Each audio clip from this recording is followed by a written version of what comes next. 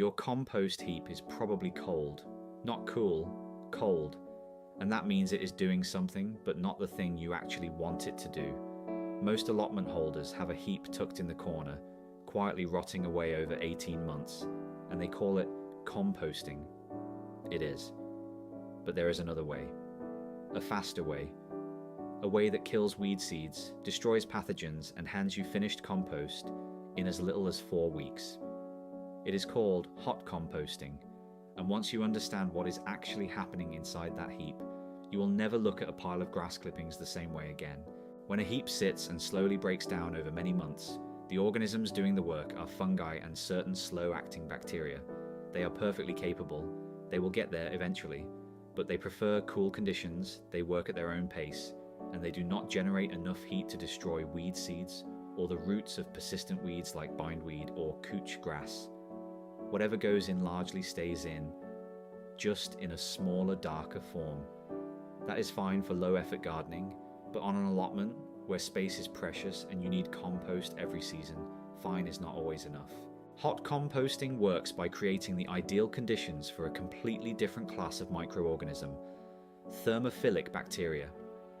Thermophilic means heat-loving.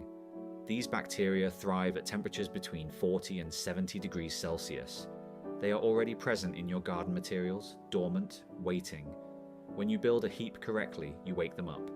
They consume organic matter at an extraordinary rate, and as they do, they generate heat as a byproduct. That heat accelerates their own activity further. It is a self-reinforcing cycle. The heap gets hot, the bacteria multiply, the heap gets hotter still. At the center of a well-built hot heap, temperatures regularly reach 60 degrees Celsius. At that temperature, most weed seeds are destroyed within a few days. Harmful pathogens cannot survive. Even some persistent fungal diseases are eliminated. You are not just making compost, you are sterilizing it as you go. To trigger this thermophilic process, your heap needs 3 things in the right balance: carbon, nitrogen, and moisture. Carbon comes from your brown materials: cardboard, straw, woody stems, dried leaves, torn up paper. Nitrogen comes from your green materials: fresh grass clippings, vegetable peelings, young weeds before they have set seed, coffee grounds, fresh manure. The ratio you are aiming for is roughly 25 to 30 parts carbon to 1 part nitrogen by weight. In practice, that means building your heap in layers, alternating greens and browns, so that neither type dominates. Moisture matters more than most people realize. The heap should feel like a wrung-out sponge, damp throughout but not dripping. Too dry and the bacteria become dormant.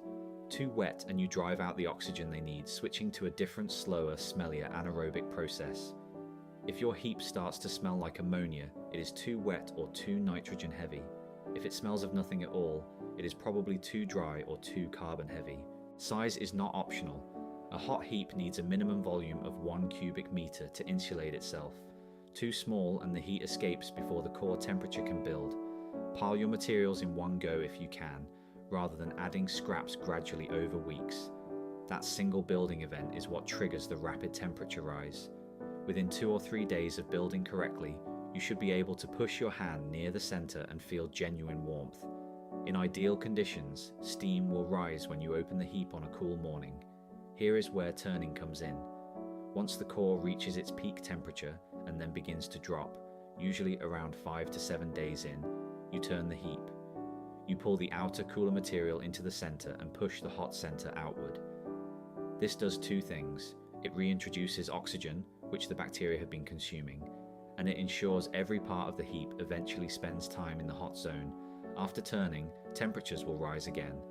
You repeat this process every 5 to 7 days. Most hot heaps need 3 to 5 turns in total before the material is fully broken down and the temperature stabilizes at ambient level, which tells you the bacteria have finished their work. Finished hot compost is dark, crumbly, and smells of nothing more threatening than damp earth. It is biologically active, full of beneficial organisms, and ready to work the moment it goes into your beds. Dig it into the top layer before planting, use it to mulch around established crops, or mix it with topsoil in your raised beds. Because the hot process has killed weed seeds, you will not be importing tomorrow's problems into your growing space. That alone is worth the effort of turning it every week. It takes more attention than a cold heap. It asks you to build carefully, monitor moisture, and pick up a fork regularly. But 4 weeks from a pile of grass clippings and cardboard to finished compost is not a gardening myth. It is just thermophilic bacteria doing what they have always done, given the right conditions.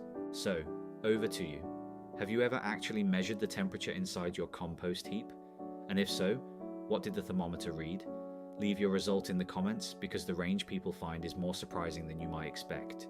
And if this helped you understand your plot a little better, subscribe to Grow a Lot Studio. There is always more going on down on the allotment than meets the eye.